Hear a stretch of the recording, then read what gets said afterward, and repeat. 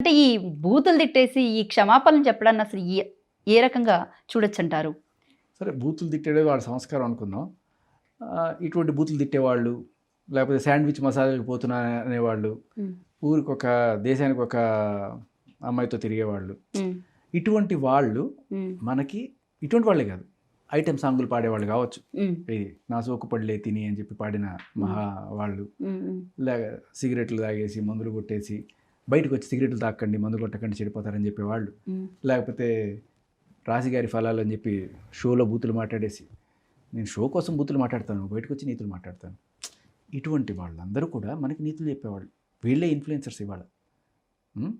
ఒక అనసూయ గారు, ఒక చిన్మయ్య గారు, ఒక అన్వేష్ గారు, వీళ్ళందరూ కూడా వీళ్ళు చేసే పనులేంటి, వీళ్ళు శాండ్విచ్ మసాలాలు, పచ్చి బూతులు, బూతు పాటలు, బూతు మాటలు, వీళ్ళందరూ మనకి నీతులు చెప్తారు. మనం అందరం కూడా చెవులు పూలు చెట్లు పెట్టుకొని అవునండి అండ్ వీళ్ళు తిట్టేది ఎవరిని? గరికపాటి గారిని. మంచి చెప్పి అయ్యా పద్ధతిగా ఉంటే మీకు అటువంటివి జరగవు అని చెప్పిన శివాజీ గారిని. శివాజీ గారు అమ్మాయిలు ఇట్లాంటి బట్టలు వేసుకోకపోతే నేను ఎత్తిన కనిపెట్టి చంపేస్తాను అలా. ఆయన ఏమన్నారు? చీర కట్టుకుంటే బాగుంటుంది అన్నారు. సరే చీర సామాన్లు బయటపడి అది తప్పు.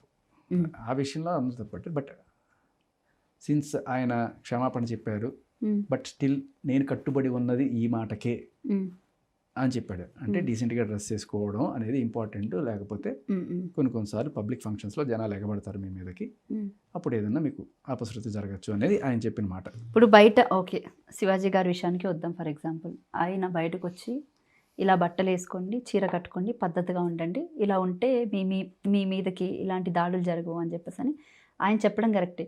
మరి సినిమాల్లో అయినా నడుంగిల్లడాలు, లేకపోతే ఇంకేదన్నా పనులు చేయడాలు, ఇప్పుడు ఒక సినిమాలో కంప్లీట్గా నెగిటివ్ క్యారెక్టర్ ఉంటుంది ఆయనది, అమ్మాయిని రేప్ చేయడం గట్టా ఉంటుంది. మరి దాన్ని ఎలా చూడొచ్చు? ఎలా చూడాలంటే, ఇప్పుడు ఎవడన్నా సరే ఆయన దాని ద్వారా కూడా ఎలాంటి సందేశం ఇవ్వాలంటే, ఒక అమ్మాయి మీద అత్యాచారం చేసే క్యారెక్టర్ ఈయన చేశాడు అనుకోండి, తర్వాత ఈ అత్యాచారం చేసిన వాడికి ఎటువంటి దరిద్రం చుట్టుకుంటుంది, వీడిని సమాజం ఎలా వెలివేస్తుంది, లేకపోతే వీడికి ఎటువంటి శిక్షలు పడతాయి, లేకపోతే వీడి కాళ్ళు ఇరిగిపోయి కన్ను వంకరిపోయి వీడు ఎంత, లేకపోతే వీడికి రోగాలు వచ్చి ఎలా దరిద్రం అనుభవించి చచ్చాడు అనేది కనుక మీరు చూపించారంటే, ఈయన ఆ క్యారెక్టర్లో ఒక మంచి సందేశం ఇచ్చినట్టే చూడాలి. చేసింది ఆ పని, బట్ చేసింది విలన్గా చేసినప్పుడు ఆ విలన్ని చూపించి అది తప్పు అని చెప్పాలి.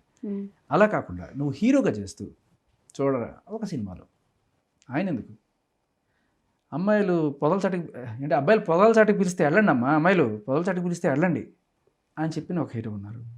ఇలా ఇంకా చాలా పెద్ద పెద్ద హీరోలు చాలా డైలాగులు చెప్పారు. అంటే నువ్వు ఒక విలన్గా చేస్తూ తప్పు చేసావు, హీరో నేను కొడతాడు, ఇది తప్పు అని చెప్తాడు, ఓకే, దట్స్ ఓకే. కానీ నువ్వు ఎప్పుడైతే హీరోగా చేస్తూ తప్పును ప్రీచ్ చేస్తావో అది తప్పు. ఇక్కడ ఇంకొక విషయం కూడా,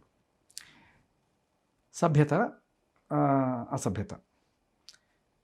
నడుము అనే పదం మనం వాడచ్చు, ఓకే. సపోజ్ ఒక పాటలో నా నడుము గిల్లాడు అని చెప్పి ఎవరన్నా ఒక హీరోయిన్ ఒక సింగర్ పాడింది అనుకో, దాంట్లో ఏమైనా బూత్ కాదు, ఏదో చిలిపి పని అన్నట్టుగా చూస్తాం, లేకపోతే ఒక పోకిరి పని అన్నట్టుగా చూస్తాం. లేదు నా సోకు పళ్ళు తినండి, ఇది బూతా కాదు? చెప్పండి.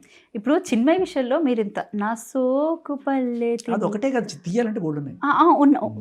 ఉన్నాయి కరెక్ట్. సరే, చనిపోయినటువంటి బాలసుబ్రహ్మణ్యం గారు మీకు ఐడియా ఉండే ఉంటారు, ఓకే. ఆయన అడిగారండి, అదే పెదరాయుడు సినిమాలోని బావవి నువ్వు బామని నేను అనే సాంగ్ ఉంది, విన్నారా? అందులో మొత్తం సాంగ్ అంతా మొత్తం బూతే ఉంటుంది, తెలుసా మీకు? అయ్యో మీరు అదేం చూసారండి, ఇంకొన్ని అంతకన్నా దారుణమైన పాటలు కొన్ని వందలు పాడారు ఆయన. తర్వాత ఆయన ఒకనొక దాంట్లో క్షమాపణ కూడా కోరారు. నేను ఇనిషియల్గా బడ్డింగ్ స్టేజెస్లో ఉన్నప్పుడు కెరీర్ కోసం నాన్న గడ్డి కాసి ఇటువంటివన్నీ ఒప్పుకోవాల్సి వచ్చింది, బట్ ఒక స్టేజ్కి వచ్చిన తర్వాత నేను ఇవి మానేస్తున్నాను అని ఆయన చెప్పాడు. ఎప్పుడైతే మనిషి మారారు అని చెప్పినప్పుడు మనం ఖచ్చితంగా క్షమించవచ్చు. కానీ అప్పటిదాకా ఆయన పాడుతున్న టైంలో, అంటే అప్పటికి మీరు నేను చిన్నవాళ్ళం కాబట్టి ప్రశ్నించాల్సిన గొంతులు ప్రశ్నించాలి గట్టిగా. ఇప్పుడు మీరు నేను ఈ చిన్న తప్పును కూడా పట్టుకుని, సామాన్ అన్నదాన్ని పట్టుకుని గట్టిగా వేసాం, అలాగే సోకుపళ్ళు అన్నదాన్ని చేసి తప్పు అని చెప్పాం, అలాగే రాశిగారి ఫలాలు అని చెప్పి ఆవిడకి ఇచ్చిపోవడం తప్పని చెప్తున్నాం. ఇవాళ మీడియా ఇంత పెద్ద ఎత్తున అవేర్నెస్ క్రియేట్ చేస్తుంది. ఆ రోజుల్లో అంత లేకపోయింది. చల్తా హై యాటిట్యూడ్లో చాలానే పాడేశారు ఆయన. ఆయనకి అంతటికీ ఆయనే తీసారా లేకపోతే ఎవరైనా పెద్దవాళ్ళు ఎవరైనా చెప్పారా, మొత్తానికి ఆయనకు ఒక స్పృహ వచ్చింది, ఆపేశారు. ఆయన కదమో సిరివెన్నెల సీతారామశాస్త్రి గారు కూడా దేవుళ్ళ భావిస్తారు ఆయన చాలా మంది. ఆయన కూడా ఇనిషియల్ స్టేజెస్లో బాగుందమ్మో బత్తాయికాయ ఇట్లాంటి పాటలన్నీ రాశాడు. తర్వాత ఆయన దాన్ని ఏమంటారు పశ్చాత్తాపడి అందరికి చెప్పారు, నేను ఇనిషియల్ స్టేజెస్లో సూచించే స్థాయిలో ఉన్నాను. ఒక ప్రొడ్యూసర్ చెప్తే సార్ వద్దు సార్ చూడండి బాగుండదని చెప్పేవరకే నా బాధ్యత, శాసించే స్థాయిలో లేను.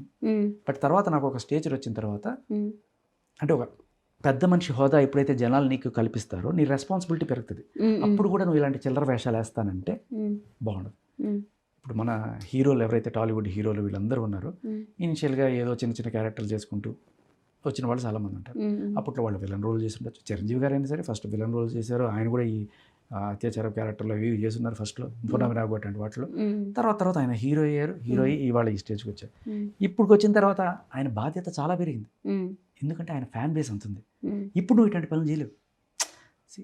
With more power comes more responsibility. అలా ఎస్పి బాలు గారైనా లేకపోతే సీతారామశాస్త్రి గారైనా సరే ఒక స్టేజ్కి వచ్చిన తర్వాత ఓపెన్గానే క్షమాపణ చెప్పారు. సరే, ఆ పాటల విషయాన్ని కాసేపు పక్కన పెడదాం. మరి సినిమాల్లో ఆ పాటలు పెట్టే డైరెక్టర్స్ని ఏ రకంగా చూడొచ్చు, మ్యూజిక్ వాయించే వాళ్ళని ఏ రకంగా చూడొచ్చు, మ్యూజిక్ డైరెక్టర్స్ని. సరే, లిరిక్ రైటర్స్ విషయానికి వద్దాం కాసేపు. సిరివెన్నెల సీతారామశాస్త్రి కానివ్వండి, లేకపోతే అనంత శ్రీరామ్ కానివ్వండి, ఇలాంటి వాళ్ళంటే కొత్త వాళ్ళంతా కూడా ఈ మధ్యకాలంలో తెర మీదకి వచ్చారు. వాళ్ళు కూడా చాలా అంటే చాలా కొన్ని పాటలు మనకి నచ్చినప్పటికీ కొన్ని అనంత శ్రీరామ్ గారు ఏం రాశారు నేను ఇంకా రీసెర్చ్ చేయలేదు, మనం తెలియకుండా అనేయకూడదు. మేము ఆయన మాటలు అవన్నీ వింటుంటే ఆయన కొంచెం అద్భుతమైన భావాలు ఉన్న వ్యక్తిగా నాకు కొన్నాళ్ళు అనిపించాడు. Fortunately I had travelled for some time. Welcome Baba అనే సినిమాలో ఆయన నేను కలిసి ఒక రోల్ కూడా చేసాము. ఎందుకు నాకు ఆయన చాలా సంస్కారవంతమైన మనుషులనే అనిపించాడు. But if you know something he has written like that మనం పేరు తీసుకున్నాం, లేకపోతే it will be no problem for that. So కాశల్ శ్యామ్ గారు కానివ్వండి, అంటే ఇలా కొంతమంది అంటే మనకు తెలియక మనం ఇప్పుడు చేసినామా ఎద్దవే ఆ సమస్య లేదు. కాకపోతే మనకన్నా పెద్దవాళ్ళు కాబట్టి మనం అనలేం కాబట్టి సరే సార్ ఈనాళ్ళు ఏదో చేస్తే చేసేసారు, ఇక నుంచి అయినా సరే దయచేసి ఇవన్నీ ఆపేయండి. ఎందుకంటే మీరు డబ్బుల కోసమో లేకపోతే మీ కెరీర్ కోసమో చేస్తున్న ఈ పని వల్ల ఒక జనరేషన్ నాశనం అవుతుంది. దాంట్లో మీరు అన్నట్టుగా డైరెక్టర్ ఉన్నాడు, మ్యూజిక్ డైరెక్టర్ ఉన్నాడు, ప్రొడ్యూసర్ ఇన్వాల్వ్డ్, కొరియోగ్రాఫర్ కూడా స్టెప్స్ ఎలా ఇప్పిస్తాడమ్మా, నా సోకు పళ్ళే తిని వెన్ను పట్టి ఆరబెట్టి జుగుప్సాకరమైన స్టెప్పులు, అది కూడా ఐశ్వర్య రాయ్ మిస్ ఇండియా. ఆవిడకైనా ఉండాలి కదా, ఆవిడేమి చిన్న ఇప్పుడు ఇది ఈ రోల్ కాకపోతే ఇంకో రోల్ ఆవిడకేమి ఇప్పుడు బడ్డింగ్ స్టేజెస్లో ఉన్నవాడు అనుకోండి, మీరు ఇలాంటివి చేస్తేనే మీకు ఉంటాయనుకుంటే అది ఒక సానుభూతి కోణంలో. అప్పటికి కూడా నేను చెప్తా, మీ భక్తి కోసం మీరు ఒక జనరేషన్ని ఒక సంస్కృతిని నాశనం చేస్తున్నారు, విచ్ ఇస్ రాంగ్.